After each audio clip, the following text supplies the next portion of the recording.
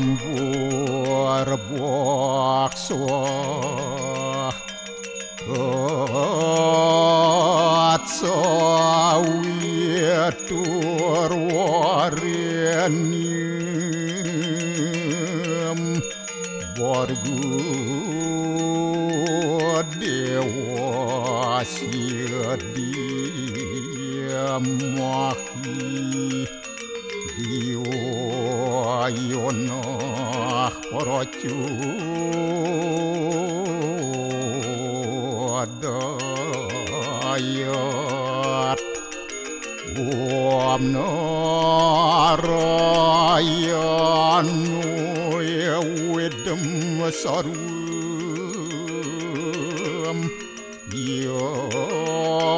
Yad buatem yasjabawiyam Neskalang niranjan niruya kalpun nirakyata sududewiku narayanu naduyatyo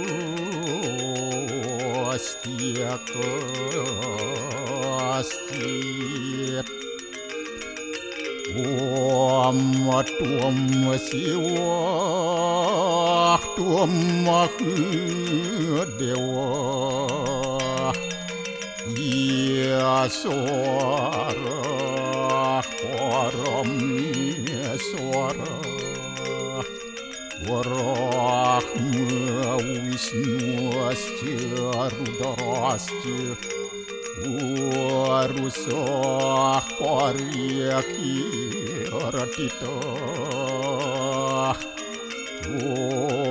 Om papukarmahem apa-apa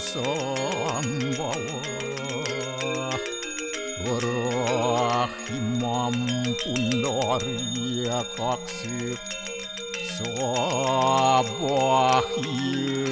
biantara suci Om kesama dewa Swaru paranya kita angkara Mamuja swaru papidya Walaya suasadiasiwa Om kesantauya kaiku dosa Kesantauya wajiku mamu Santauya manaswa dosa Permadat kesamam Om santi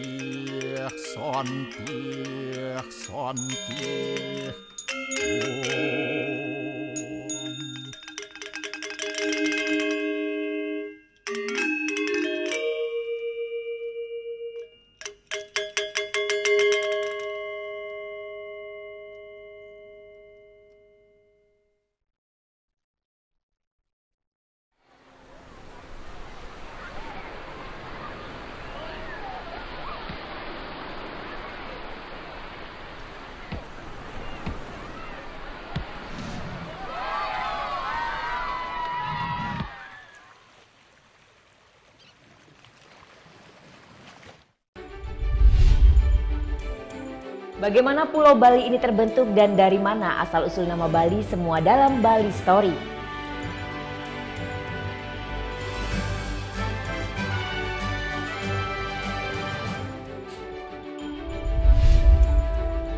Ibu kandung Baby J mengaku menyiksa anak atas dasar motif ekonomi.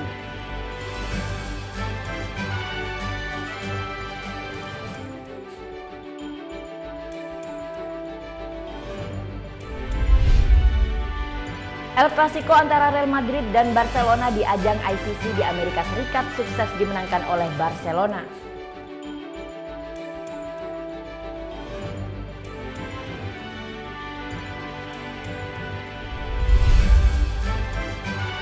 Salman House, rumah singgah bagi masyarakat kurang mampu.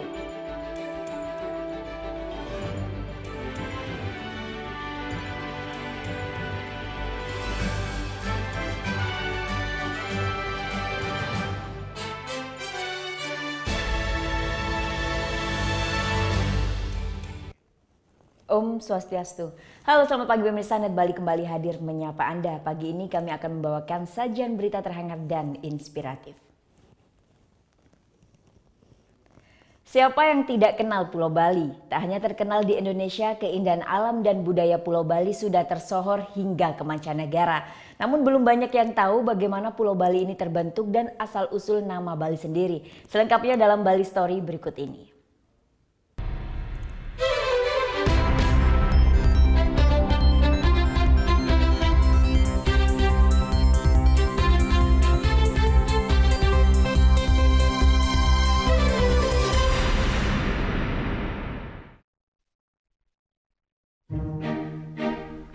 Menurut legenda, Pulau Bali dahulu merupakan daratan yang menyatu dengan Pulau Jawa. Akan tetapi hingga saat ini para ahli belum dapat mengetahui sejak kapan kedua pulau ini kini terpisah.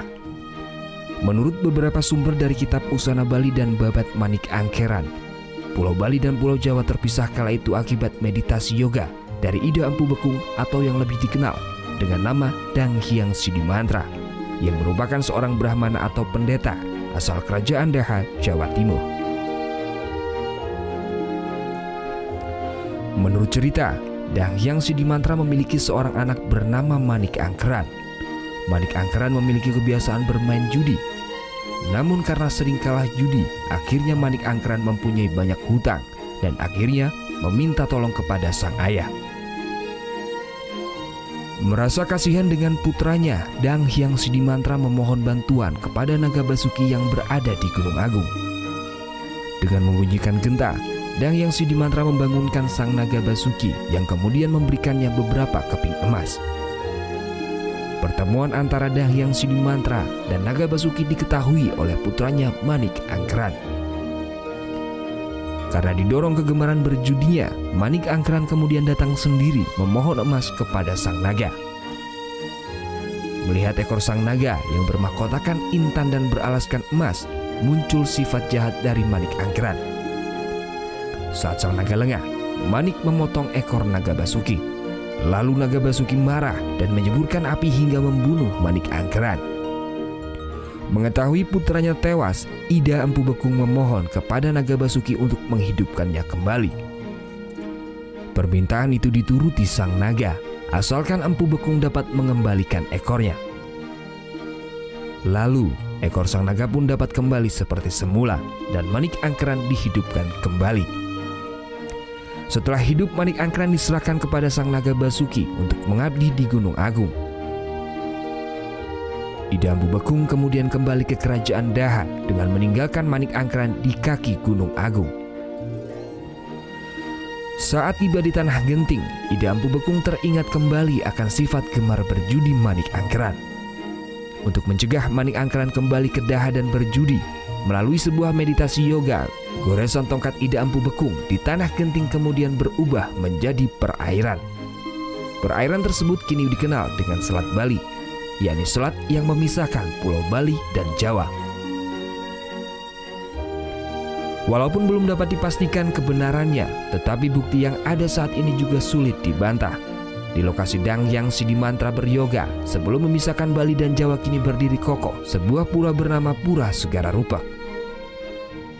Pura Segara Rupek berlokasi di Taman Nasional Bali Barat, tepat di ujung Bali.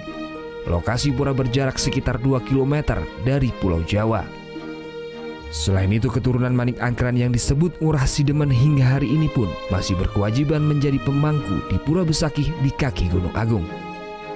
Sumber lain yakni beberapa penulis Eropa seperti Raffles, Heckman, dan Van Eyck juga membenarkan bahwa Bali dan Jawa dahulu adalah satu daratan. Namun menurut para penulis tersebut, terpisahnya Pulau Bali dan Jawa disebabkan oleh bencana letusan sebuah gunung berapi. Ketiga penulis menerangkan terpisahnya Bali dan Jawa terjadi pada abad ke-13. Raffles menerangkan peristiwa tersebut terjadi dalam tahun 1204 Masehi. Setali tiga uang dengan asal-usulnya, kapan pulau berbentuk palu godam ini disebut dengan Bali tidak ada yang dapat memastikannya. Sumber-sumber historis belum memberikan informasi tuntas mengenai permulaan nama Bali. Ida Bagus Putu Bangli dalam buku Mutiara dalam Budaya Hindu Bali menguraikan tiga nama untuk Pulau Bali yakni Wali, Bali, dan Banten. Ketiga istilah memiliki makna yang sama yakni persembahan. Ketiga nama tersebut paling sering disebut dalam berbagai prasasti yang ditemukan. Dalam prasasti Belanjong yang berangka tahun 835 Saka tertera kata Wali Dwipa. Prasasti Belanjong disebut prasasti tertua yang ditemukan di Bali. Kata Bali untuk menyebut nama Pulau Bali juga ditemukan dalam prasasti Buah Hande berangka tahun 1103 Caka. Sedangkan kata Banten untuk menyebut nama pulau ini ditemukan dalam prasasti Tengkulak A berangka tahun Saka 945. Sebutan Banten ditemukan pula dalam kaitannya dengan nama Raja Bali Kuna yang ditemukan dalam prasasti Lagahan. Raja Bali ini bernama Paduka Batara Sri Asta Suraratna Bumi Banten yang dapat diartikan raja ibarat 8 dewa sebagai permatanya Pulau Banten. Bali, Wali, maupun Banten memiliki arti yang sama yakni persembahan. Cerita perjalanan Maharesi Markandeya bersama ratusan pengikutnya menjadi bagian yang tak terpisahkan dari nama ini. Sesuai dengan petunjuk yang didapat, untuk dapat tinggal di Pulau Bali, Maharesi Markandeya harus melakukan upacara penolak bala yang disebut Pancadatu. Maharesi kemudian mengajarkan kepada pengikutnya dengan melakukan ritual penyembahan surya 3 kali dalam sehari memakai alat-alat berbali atau sesajen yang mengandung 3 unsur meliputi api, air, dan bunga. Lama-kelamaan ajaran agama itu disebut dengan agama Bali dan nama Bali dipakai juga untuk menamai daerah tersebut. Dapat dikatakan asal nama Pulau Bali diartikan sebagai daerah yang melakukan segala sesuatu menggunakan berbali atau sesajen. Hal ini semakin diperkuat dengan bukti bahwa warga Bali sangat identik dan tidak lepas dari sesajen dalam menjalankan kehidupan sehari-hari.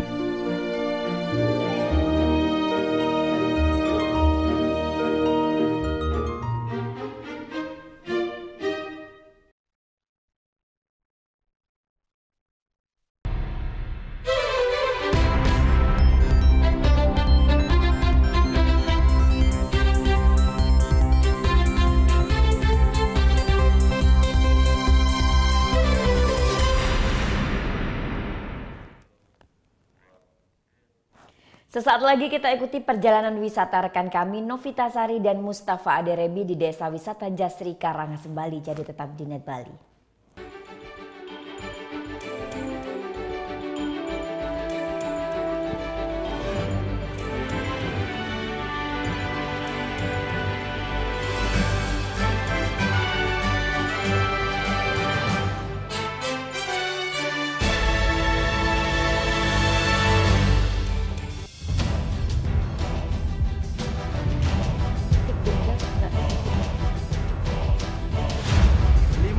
Peringatan bahaya permukaan merah.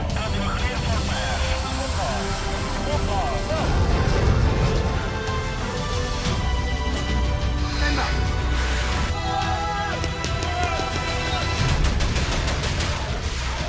Garuda setiap Sabtu jam 2 siang hanya di Net.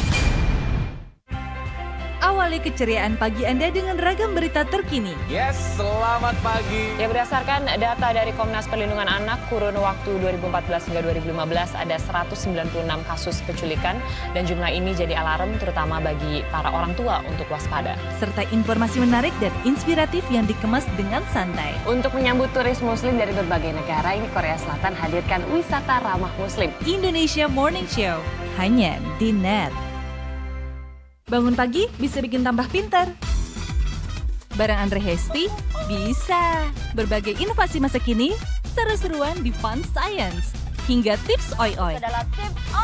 Pagi-pagi, hanya di NET. Selamat siang, Net 12 kembali hadir dengan ragam informasi hangat dan menarik. Menyajikan variasi buletin yang berkualitas, berbalut inspirasi dan informasi. Betul sekali, dan kali ini adalah kayu-kayu bekas yang dimanfaatkan menjadi ragam furniture unik dan lucu. Di Cina ada restoran dengan dekorasi ruang makan yang bisa berganti-ganti. Iya, asik banget teknologi efek sinar ultraviolet menghadirkan sensasi yang berbeda di restoran ini. Selamat beraktivitas. Untuk menemani aktivitas siang Anda, NET 12. Setiap hari jam 12 siang, hanya di NET. Oke Jack, dengan Mbak Luna. Kok lama banget sih Mbak? Tadi saya sempat istirahat dulu sebentar, pinggang saya rada encok. Encok? Emangnya hari ini Mbak berapa orderan? 073, nomor antrian 0. Nomor antrian 073? Saya. Dimanapun kamu bisa nonton Oke Jack dan program-program net favoritmu di Zulu.id. Download aplikasinya sekarang. Mereka terlalu lucu untuk dilewatkan. Masa? Obrolannya terlalu seru untuk diabaikan. Nang kebetulan juga usaha. Enggak ditanya. Ya nggak apa-apa. Yang terheboh ada di sini. Semua yang terbaik hanya untuk Anda. Betul. Nanya dulu. Siapa yang nanya? Best of ini talk show.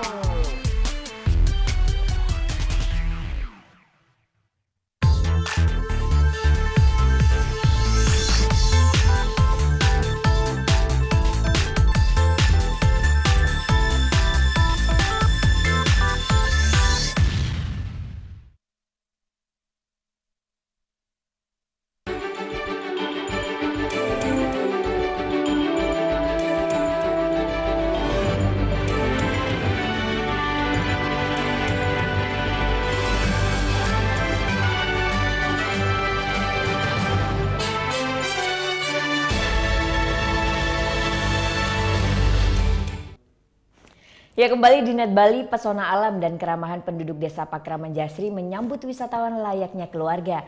Suasana desa yang masih asri, syarat budaya tradisional mengantar Jasri sebagai desa wisata terbaik dunia di tahun 2013.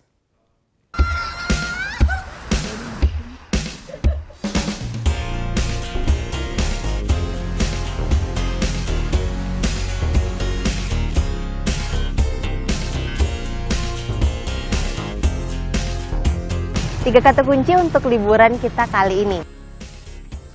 Sawah. Air kelapa. Dodol nangka. Semuanya akan kita lakukan di sini, di Desa Jasri.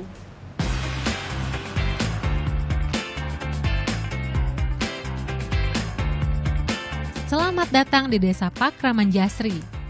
Pesona alam dan keramahan penduduknya siap menyambut wisatawan layaknya keluarga. Desa yang terletak di Kabupaten Karangasem, Bali ini memiliki hamparan sawah seluas 445 hektar. Tak hanya itu, Jasri juga memiliki pantai dengan ombak menggoda. Dilengkapi budaya masyarakat yang manis tutur dan sikapnya, Jasri bermetamorfosis menjadi desa wisata. Berpelesir ke Bali, saya mencoba paket wisata yang ditawarkan di sini. Petualangan hari ini dimulai bersama mentari yang baru terbit, menyusuri pematang sawah, memandangi padi yang menguning sejauh mata memandang. Tak hanya padi, lahan ini juga ditanami cabai dan berbagai jenis lainnya. Sawah-sawah di sini diairi bergilir karena sumber air terbatas.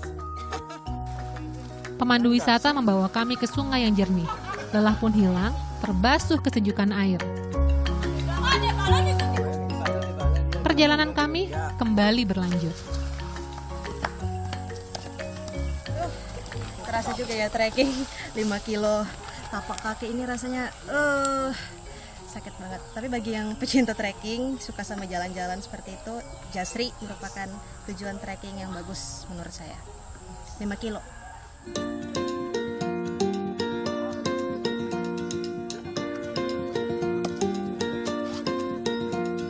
Di tengah perjalanan, pemandu menyuguhkan kami air kelapa. Rasanya segar karena kelapa ini dipetik langsung dan disajikan untuk peserta wisata. Semakin segar karena kami ditemani penduduk lokal yang bersahaja. 4 jam menjelajah alam Jasri, perjalanan kami berakhir di pantai. Saat ini, ombak tak seliar biasanya.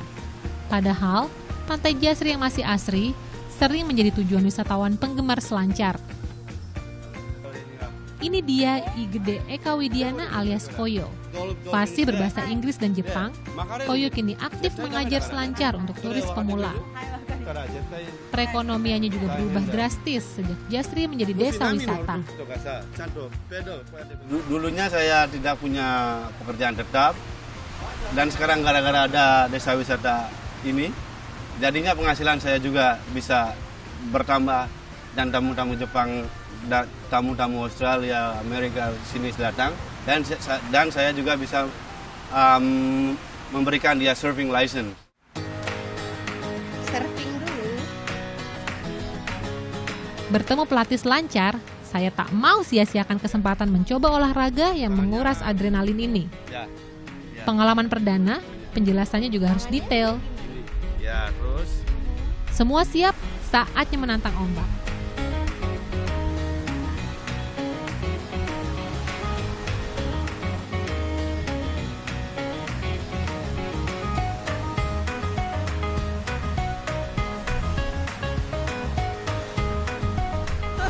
Aduh, ternyata nggak mudah banget loh belajar surfing. Ini baru pertama kali saya belajar surfing dan hasilnya, look at this one.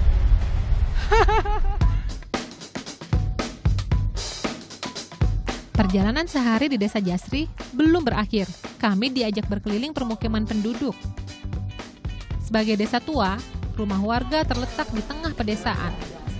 Memiliki 850 kepala keluarga, perekonomian masyarakat Jasri juga ditopang dari industri rumahan. Salah satunya Made Swasti yang memproduksi dodol nangka khas Jasri. Buka sejak 1996, dodol nangka Made Swasti adalah satu-satunya di sini. Ibu, ini uniknya dodol nangka khas Bali itu apa? Karena banyak nangka di Bali. Karena kalau hari raya itu laris, luar biasa larisnya. Ya. Lagi di Bali satu-satunya saya aja yang bikin. Ibu satu-satunya? Ya. Lah, kok bisa yang lain? Nggak tahu, nggak bisa mungkin. Nangka dan gula pasir dimasak hingga mengental. Seni mengolah dodol adalah adukannya. Kayak semua orang tahu deh kalau masak dodol itu kan pasti butuh waktu berjam-jam. Sama juga dengan dodol Bali ya Ibu, 4 jam ya. Dan satu orang bertanggung jawab untuk mengaduk satu kuali sebanyak ini 4 jam tanpa ganti shift.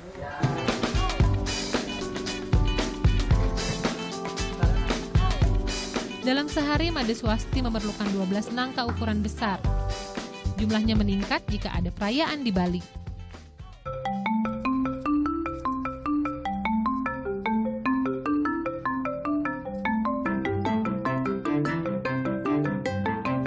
Alam yang cantik dengan penduduk ramah membuat Jasri diganjar sebagai desa wisata terbaik di tahun 2013, menyisihkan 138 desa dari 29 provinsi lainnya. Untuk meningkatkan kualitas, perangkat desa gencar mensosialisasikan warganya, memanfaatkan potensi budaya ke dalam wisata.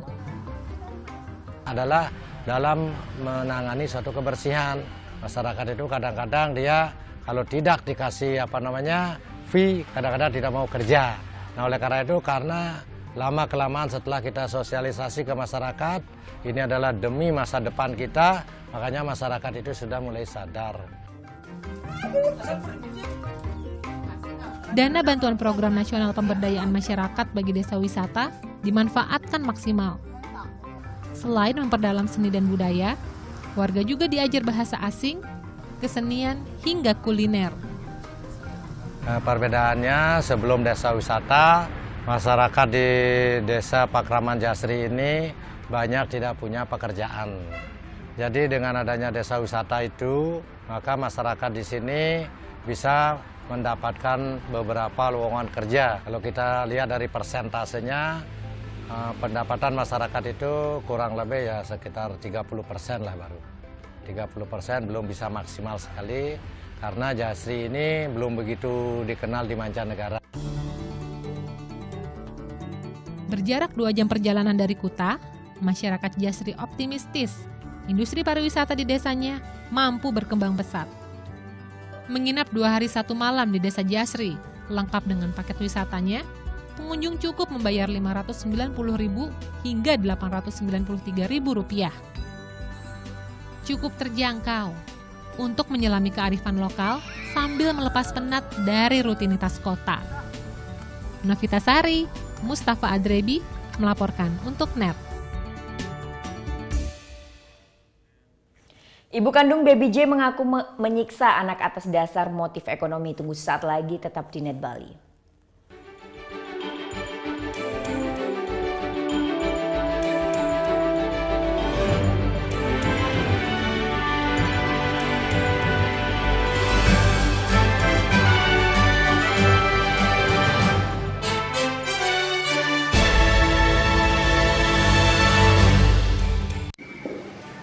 Bagaimana anak-anak? Ada yang tahu? Anime! Gosip Indonesia. Dan meresahkan warga Indonesia. oh, so sweet. Top chart music minggu ini. Tayangan sehat adalah tayangan yang menghibur sekaligus memberikan informasi yang berguna dan bermanfaat bagi masyarakat. Selamat pagi. In here, in here aku harus menempatkan seorang personal assistant. Where did you work before? Yes, of course. Yes. Selamat datang di dunia syuting pagi hari. Tadi naik apa kesini Kak Dika? Naik mobil. Oh, naik mobil. Nanti pulangnya bareng kali ya. Ini mbaknya lagi. Sarah Sehan, Senin sampai Jumat jam 9 pagi, hanya di NET. Hai guys, welcome to Vegas. Acara musik nomor 1. Kita mau update tentang ya musisi-musisi yang enak banget juga lagunya. Buat nemenin suasana kayak gini nih. Breakout, hanya di NET. Temukan inspirasi dalam berbagi ide fantastis. Kita mengambil beberapa bagian-bagian dari jalanan di kota New York. Awalnya rumah ini rumah tinggal. Aku rubah sedikit konsepnya jadi studio. Aku buat seperti lounge juga. Jadi kita bisa kumpul-kumpul bareng. Tuangkan dalam karya dan wujudkan kreasimu. Design, Sabtu jam 9:30 pagi, hanya di NET. Saya yakin Anda juga PHP nih pada supir-supir angkot terutama. Gimana? Bang, nanti turun depan ya. Begitu berhenti, set, Anda turunnya samping. Waktu Indonesia bercanda, hanya di NET. Seorang wanita cantik yang tinggal di Jepang 1 bulan. Belum. Doh, kenapa sih nggak punya pacar tuh? Iya nih, lagi nunggu. Sama dong, buset. Kayak kacakan banyak yang berhubung. Melepas penat dengan aksi para komedian favoritmu. Lu sekolah di mana sih? Mau apa? Orang lain tuh pakai centong, apa kayak lu cenok semen gimana sih? Liatin terus, titiknya lihat. Anda udah mulai puyeng? Oke, bangun. Ngapain sih? Hipnotis. Diem aja lu, Ron. Nih bukain dong, gua panas. Selamat menonton dan semoga bisa menahan tawa. Komedi Nightlife, hanya di NET.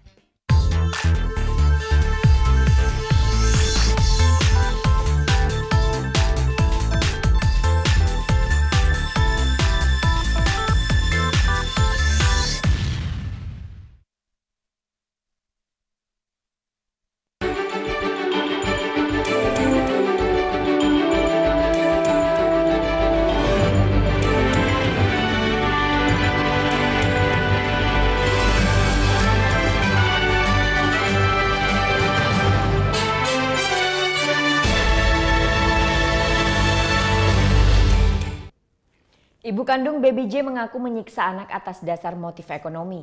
Pelaku beralasan ayah kandung Baby J yang berada di Austria tak pernah mengirimkan uang. Senin siang, Polda Bali menjelaskan hasil pemeriksaan ibu kandung Baby J. Diperiksa sejak Jumat lalu, pelaku yang tidak memiliki pekerjaan tetap ini mengaku sengaja menyiksa anak untuk memeras ayah kandungnya yang berada di Austria. Tersangka mengaku tidak pernah mendapat kiriman uang dari ayah kandung Baby J. Akibat perbuatannya, pelaku terancam hukuman 5 tahun penjara. Ayah biologis dari bayi J tersebut memberikan sejumlah uang. Jadi dipakai alat untuk memeras ini. Ada berapa video? Memerasnya, sementara kan sudah lihat 5 ya, mungkin lebih. Itu juga alasan kenapa kita lakukan penahanan. Perbuatan ini kan dilakukan berulang beberapa kali. Kasus ini terungkap setelah video penyiksaan Baby J viral di media sosial pada pekan lalu. Peristiwa ini terjadi pada Maret lalu di rumah kos pelaku di kawasan Seminyak, Kuta, Bali. Saat ini polisi masih mendalami keterlibatan orang lain yang turut merekam perbuatan tersebut. Saat ini Baby J masih dirawat di Yayasan Meta Mama and Maga Foundation hingga adanya putusan pengadilan terkait hak asuh Baby J. Surya Sanjaya melaporkan untuk NET. Pasca dilaporkan oleh Yayasan Meta Mama dan Maga ke Polda Bali, Ketua Harian P2TP2A menyatakan menyayangkan tentang penahanan dari ibu kandung Baby J. Menurutnya, ibu dan bayinya merupakan korban dari kekerasan dan penelantaran oleh Otmar Daniel, ayah kandung Baby J. Jalan aja Bu, pelan-pelan Bu. Senin sore, Pelayanan Terpadu Pemberdayaan Perempuan dan Anak atau P2TP2A Provinsi Bali menggelar jumpa pers. Dalam jumpa pers tersebut terungkap jika Mariana Dangu, ibu kandung Baby J, merupakan korban kekerasan dari si ayah kandung Baby J. Setiap bertengkar, dia kerap mendapat tindakan kekerasan fisik hingga mengalami luka-luka. Kasus kekerasan tersebut pernah dilaporkan ke Polres Karangasem, namun berujung damai. Ketua Harian P2TP2A Leli Setiawati menjelaskan, P2TP2A telah mendampingi pasangan ini sejak November 2016. Ibu kandung Baby J kerap mendapatkan tindakan kekerasan dari si ayah Baby J, sehingga menjadikan dia rentan terhadap gangguan psikologis. Selain itu, Mariana Dangu dan Baby J juga merupakan korban penelantaran ayah. Mereka tidak pernah dinafkahi oleh ayahnya. Dia berusaha mencari pertolongan pada ayahnya. Ayahnya justru membuli dia, mengabaikan, memaki-maki dia, dan mengatakan itu semua cuma drama, hanya untuk mencari uang. Sehingga si ibu itu akhirnya terprovokasi membuat drama model video yang kasar itu. Meski P2TP2A telah menyatakan ibu kandung Baby J sudah sehat dan mengeluarkan rekomendasi agar Baby J bisa kembali ke ibu kandungnya, namun Dinas Sosial belum bersedia menyerahkan Baby J karena pertimbangan tertentu. Sementara pihak kepolisian sendiri tetap melanjutkan kasus ini ke proses hukum. Meski dari hasil tes kejiwaan yang dilakukan oleh P2TPA, dia melakukan hal tersebut karena dalam gangguan psikologis. Ini kan seseorang tersebut ya mampu nggak bertanggung jawab atas dirinya. Ya, kalau kita lihat di atas dirinya, hasil pemeriksaan sementara yang kita dapatkan, dia mampu bertanggung jawab atas dirinya. Sebelumnya beredar sebuah video viral di media sosial yang memperlihatkan seorang ibu melakukan penyiksaan terhadap bayinya sendiri. Peristiwa tersebut terjadi pada Maret 2017 di rumah kos di seputaran Seminyak, Kuta. Surya Sanjaya melaporkan untuk NET.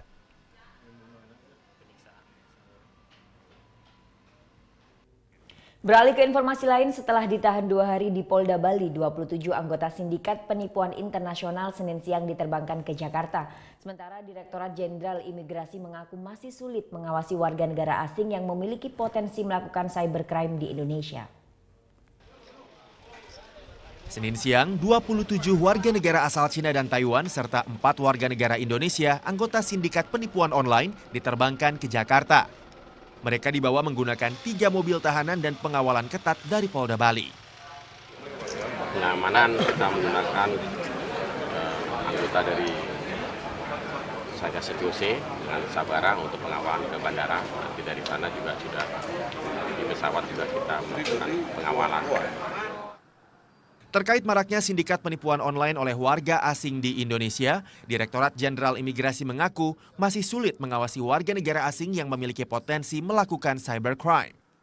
Kalau bicara data, tidak bisa dipungkiri pelanggaran keimigrasian pasti terjadi. Kenapa? Karena kita bicara manusia ini, yang bergerak nih manusia, bukan goods, bukan barang. Kalau barang tidak mungkin melakukan tindak pidana, tapi kalau manusia, motif bisa berubah setiap saat. Ketika dia datang dia tidak punya niat untuk melakukan kejahatan, tapi ketika di dalam ternyata melakukan pelanggaran. Sebelumnya, Sabtu sore, tim gabungan Satgas Khusus Mabes Polri, Polda Metro Jaya, Polda Jawa Timur, dan Polres Depok menggerebek 3 rumah mewah di kawasan Mutiara Graha Family, Surabaya. Petugas menangkap 96 warga negara Cina dan Taiwan yang diduga anggota sindikat penipuan online antar negara. Penggerebekan juga dilakukan di sebuah rumah di Jalan Puri Bendesa, Nusa Dua, Bali. 27 warga negara Cina dan Taiwan serta 4 warga negara Indonesia yang diduga anggota sindikat penipuan online antar negara ditangkap. Lokasi penggerebekan ketiga di sebuah rumah kawasan Pondok Indah, Jakarta Selatan. 29 warga negara Cina yang juga diduga anggota sindikat penipuan online ditangkap petugas. Guna memudahkan penyelidikan, ratusan warga negara asing anggota sindikat penipuan online ini dibawa ke Polda Metro Jaya. Petugas memperkirakan omset tahunan sindikat penipuan online ini mencapai puluhan triliun rupiah. Tim Liputan melaporkan untuk NET. Pengadilan Negeri Denpasar mulai Senin sore menggelar sidang kasus penusukan anggota TNI. Para pelaku pengeroyokan dan pembunuhan didakwa dengan 3 pasal. 4 dari 6 tersangka kasus pengeroyokan dan penganiayaan yang mengakibatkan anggota TNI Prada Yanuar tewas mulai menjalani sidang di Pengadilan Negeri Denpasar. Mereka adalah DKDA, KCA, CI, dan KTS. Sidang perdana yang berlangsung Senin sore dilakukan secara tertutup, mengingat 4 tersangka masih di bawah umur. Sidang berlangsung di ruang sidang anak Pengadilan Negeri Denpasar. Agenda sidang perdana baru tahap pembacaan dakwaan dari Hakim Ketua Agus Waluyo. Terdakwa DKDA didakwa dengan 3 pasal 338, 170 dan 351 KUHP, yakni tentang pembunuhan, pengeroyokan, dan penganiayaan. Pengacara terdakwa DKDA usai pembacaan dakwaan menjelaskan pihaknya tidak mengajukan eksepsi atau pengajuan keberatan dari terdakwa karena rangkaian peristiwa sudah jelas, hanya menunggu pembuktian pasal mana yang terbukti. Namun dari pihak keluarga pelaku penusukan berharap kasus ini bisa berujung damai. Kita sudah mencoba ke keluarga, sudah mengupayakan, termasuk ke institusi sedang diupayakan. Jadi konkretnya mungkin belum bisa saya sampaikan sejauh mana hasilnya karena masih diupayakan. Rencananya Kamis 3 Agustus sidang akan kembali digelar dengan agenda sebelum peristiwa pengeroyokan dan penganiayaan terjadi pada 9 Juli 2017 di seputaran Jalan Bypass Ngurah Rai, Jimbaran. Dalam peristiwa yang melibatkan 6 orang terdakwa tersebut, menyebabkan 1 anggota TNI Prada Yanuar tewas dan 1 korban luka parah. Surya Sanjaya melaporkan untuk NET. Sesaat lagi kita ikuti berbagai berita sepak bola dunia, jadi tetap di NET Bali.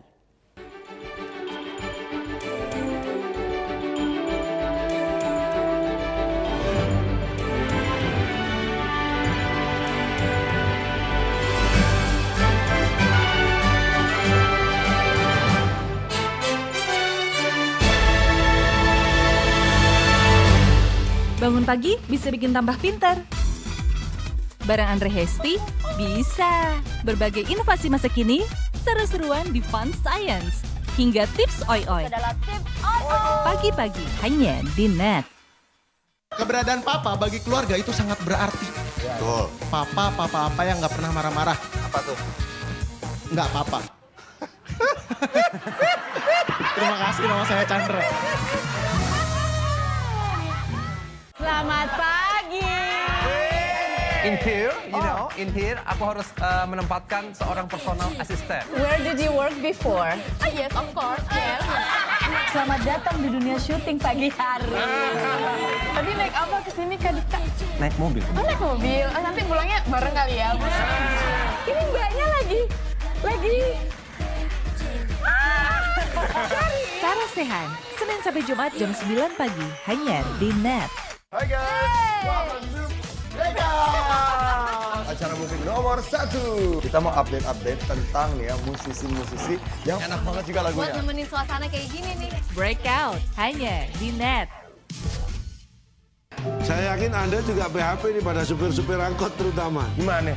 Bang, nanti turun depan ya. Begitu berhenti, set, Anda turunnya samping.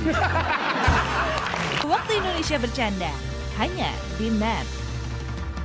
Seorang wanita cantik yang tinggal di Jepang 1 bulan. Belum. Kenapa sih nggak punya pacar tuh kenapa? Iya nih, lagi jomblo. Sama dong. Buset, kayak kacakan banyak yang berhubung.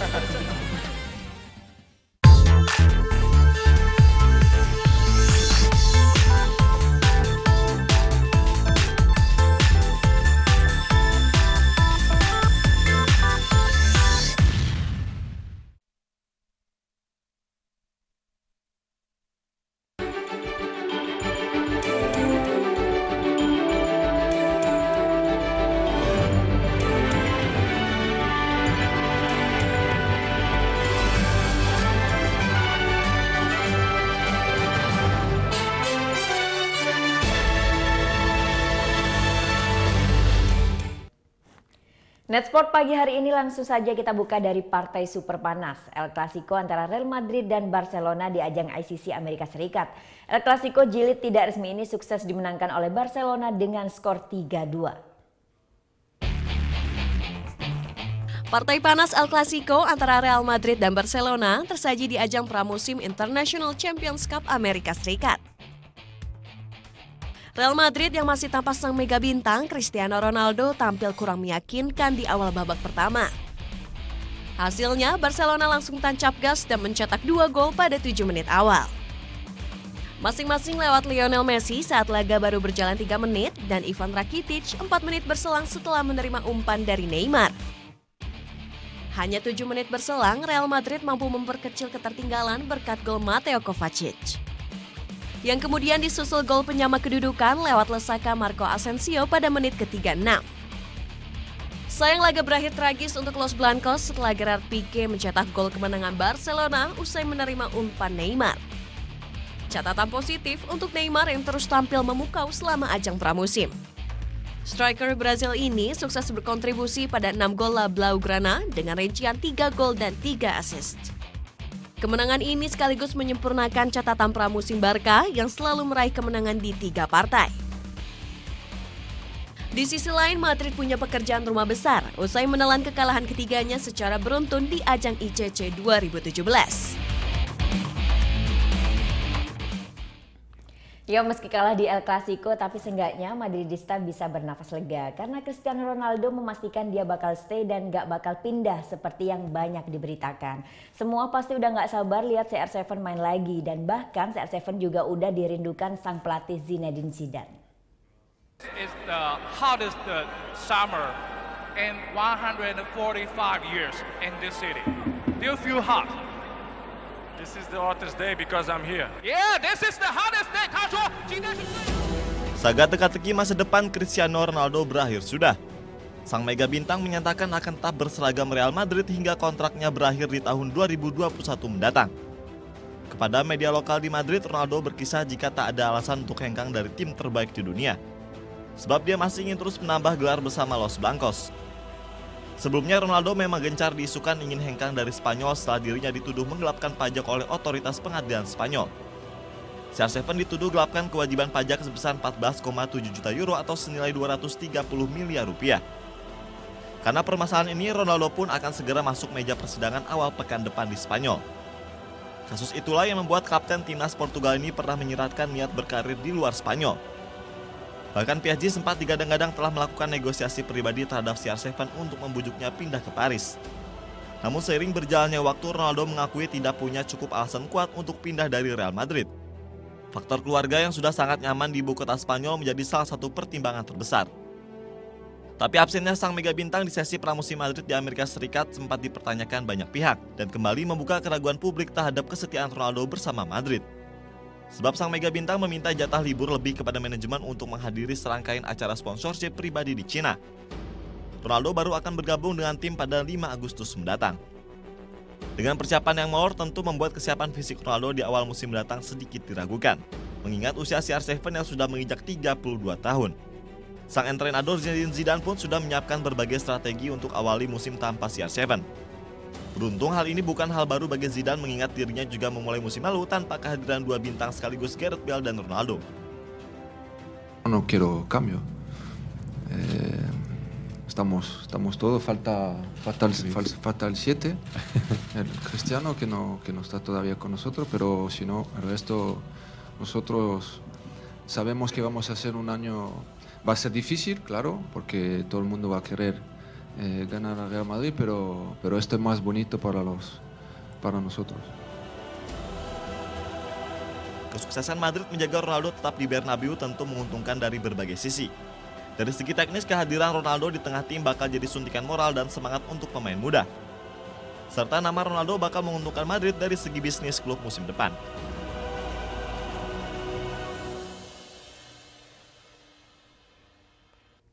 Terkait dengan jual beli pemain jadi motif Everton pulangin Wayne Rooney bukan cuma karena untuk memperkuat tim musim depan, tapi juga karena Everton butuh promosi tambahan di sosial media dari terkenalnya sang bintang di dunia maya.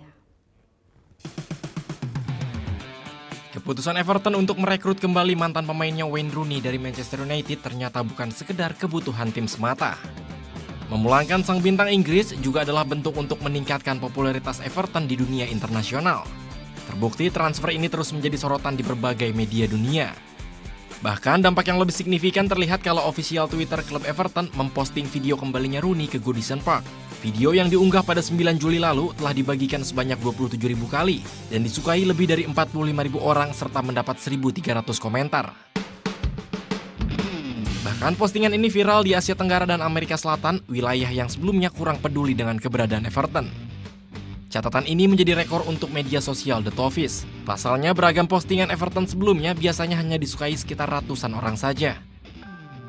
Perkembangan ini tentu menjadi hal positif, mengingat di era digital seperti sekarang, sosial media menjadi kanal untuk memasarkan sebuah brand atau produk. Dengan semakin banyaknya jumlah followers, maka semakin mudah sebuah klub menggait sponsor. Hal ini juga membuat pemain-pemain dengan jumlah followers yang banyak menjadi komoditas tersendiri bagi klub-klub yang ingin merekrutnya. Harga pasar seorang pemain juga sedikit dipengaruhi jumlah followers mereka di akun media sosial. Untuk urusan ini, Cristiano Ronaldo masih menjadi rajanya, sebab CR7 memiliki 55 juta followers di Twitter dan 100 juta lebih di Instagram. Namun jika berbicara tim dengan followers terbanyak di media sosial, raksasa Spanyol Barcelona jadi tim yang memiliki banyak penggemar. Total La Blaugrana memiliki lebih dari 206 juta pengikut yang terbagi dalam beberapa akun sosial media mulai dari Facebook, Instagram, Twitter, Periscope, Google+, hingga YouTube. Di bawah Barcelona, rival abadinya Real Madrid berada di posisi kedua. El Real memiliki penggemar di media sosial mencapai 204 juta followers, di mana 51% pengikutnya atau sekitar 104 juta followers berada di media sosial Facebook. Selanjutnya di posisi ketiga, tim dengan followers terbanyak di sosial media ditempati oleh Manchester United, diikuti oleh Chelsea dan Arsenal berada di peringkat kelima.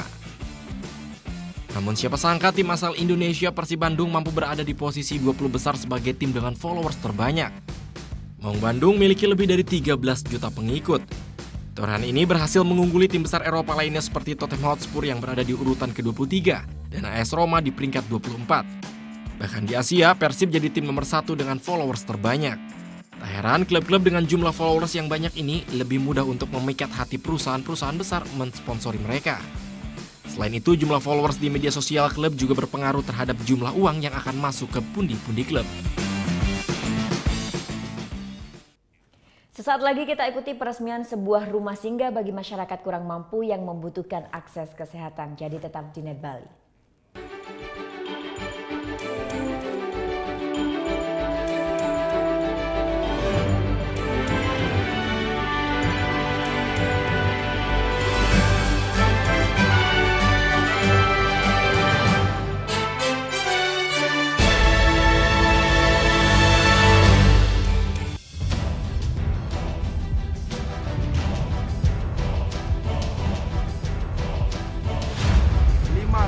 Peringatan bahaya permukaan merah.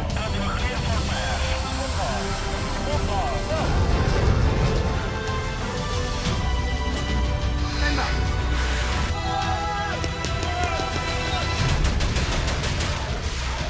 Garuda, setiap Sabtu jam 2 siang, hanya di Net.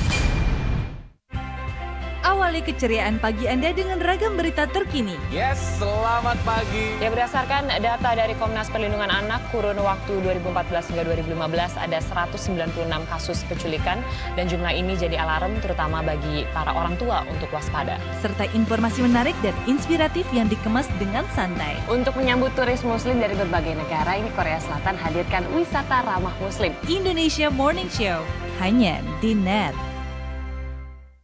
Selamat siang, Net 12 kembali hadir dengan ragam informasi hangat dan menarik. Menyajikan variasi buletin yang berkualitas, berbalut inspirasi dan informasi. Betul sekali, dan kali ini adalah kayu-kayu bekas yang dimanfaatkan menjadi ragam furniture unik dan lucu. Di Cina ada restoran dengan dekorasi ruang makan yang bisa berganti-ganti. Iya, asik banget teknologi efek sinar ultraviolet menghadirkan sensasi yang berbeda di restoran ini. Selamat beraktivitas. Untuk menemani aktivitas siang Anda, Net 12.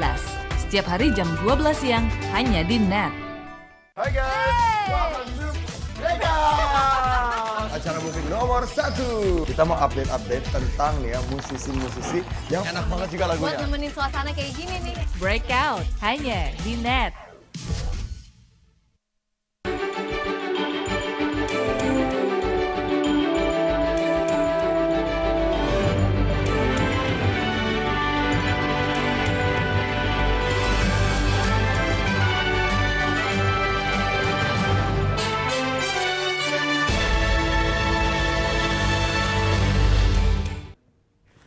Solman Foundation resmikan rumah singgah bagi masyarakat kurang mampu yang membutuhkan akses kesehatan.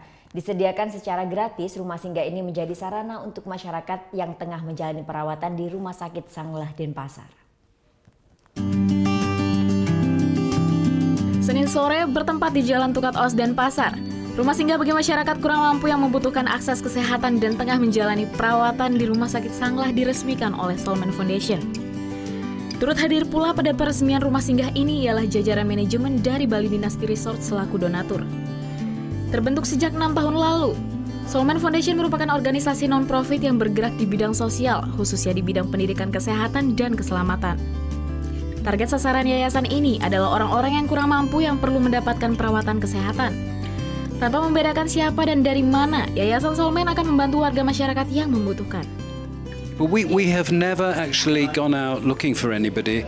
People have come as referrals to us, and it started with Annie, with one person's many children, many adults, all suffering from maybe skin diseases or cerebral palsy or heart conditions, and everyone is so different. And we take care of these people. We have volunteer nurses and therapists, nutritionists, and we're out there all the time. Peresmian rumah singgah merupakan komitmen dari Solman Foundation untuk senantiasa memberikan bantuan bagi masyarakat kurang mampu yang tengah menjalani perawatan di Rumah Sakit Sanglah. Rumah dengan fasilitas 4 kamar tidur, ruang bermain anak, dapur, dan toilet ini merupakan bentuk kerjasama Yayasan Solman dengan Bali Dynasty Resort sebagai donaturnya. Nah, karena kita lihat ya, banyak hal-hal yang kita tidak tahu bahwa masyarakat kita masih banyak yang memerlukan bantuan kita. Dan komitmen kita selalu berkesinambungan dan berkelanjutan. Banyak program sosial di mana cuman jalan sesaat, habis itu berhenti. Nah, dengan Solman dan kerjasama dengan Bali Dynasty ataupun disponsori oleh Bali Dynasty, program ini terus berlanjut dan berkembang. Salah satu orang tua pasien dari bayi yang kini telah menjalani rawat jalan di Rumah Sakit Sanglah ialah Iwayan Setia Artini. Ia mengaku sangat terbantu dengan adanya rumah singgah ini. Ya senang, udah gitu saya kan jauh dari Karangasem, udah gitu ada tempat, dikasih tempat tinggal seperti ini, saya lebih senang, lebih nyaman gitu. Anak saya klep jantungnya bocor 2, terus Down syndrome, terus hypothyroid, itu aja. Tidak hanya rumah singgah saja, sebagai bentuk kepedulian, Solman Foundation dan Bali Dynasty Resort juga masih akan terus mengembangkan program sosial lainnya untuk membantu masyarakat kurang mampu yang ada di Pulau Bali. Vera Zanvia, Dewa Priyana melaporkan untuk NET.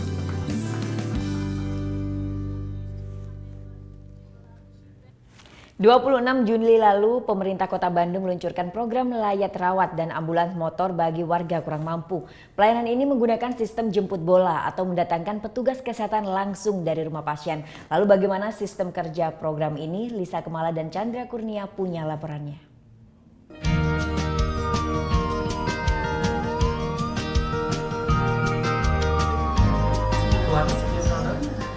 Ini yang tadi ini cuma tahu. Beginilah kesibukan setiap harinya petugas di layanan mobile service 119 menerima puluhan bahkan ratusan telepon dari warga. Dari percakapan melalui telepon inilah petugas bisa memilah keluhan warga yang sakit sesuai tingkat kedaruratannya. Untuk tingkat 1, tim medis harus sampai di lokasi maksimal 15 menit dari waktu menerima laporan. Sedangkan tingkat 2, 30 menit. Nah, peralatan yang dibawa ketika mengunjungi pasien itu sudah sesuai standar. Ada alat bantu pernafasan, lalu bedah minor, lalu juga untuk membersihkan luka, lalu juga obat-obatan. Nah, ini akan dibawa nanti sambil di sana juga dilakukan pertolongan pertama dan juga penilaian apa tindakan yang akan dilakukan selanjutnya. Jadi kita habis ini langsung berangkat ke sana. Ya.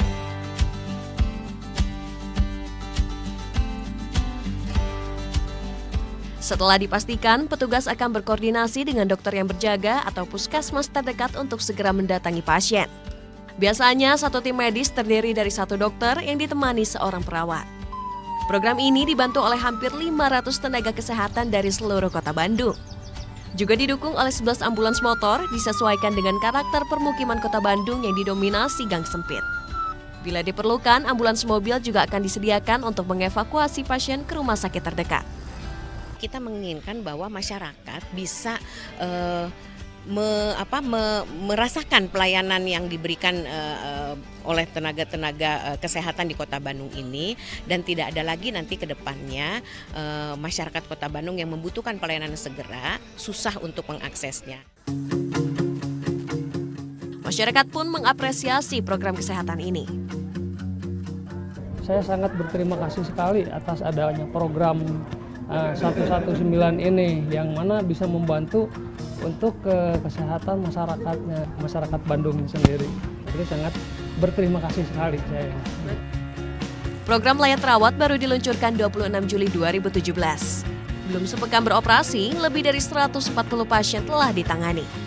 Nah, layanan layak rawat ini ditujukan bagi warga yang miskin, tidak bisa bermobilisasi dan juga susah akses transportasi. Semuanya gratis bagi warga pemegang BPJS aktif dan juga surat keterangan tidak mampu. Lisa Kemala, Chandra Kurnia, melaporkan untuk NET. Ya, informasi tadi sekaligus mengakhiri NET Bali hari ini. Kini Anda dapat mengakses NetZ, portal berita referensi Anda di www.netz.id. Dan saksikan kembali tayangan hari ini di YouTube channel kami www.youtube.com/netbali. Dan jangan lupa subscribe. Saya Vera Zenvia, matur suksma dan selamat beraktivitas. Om Santi Santi Santi Om.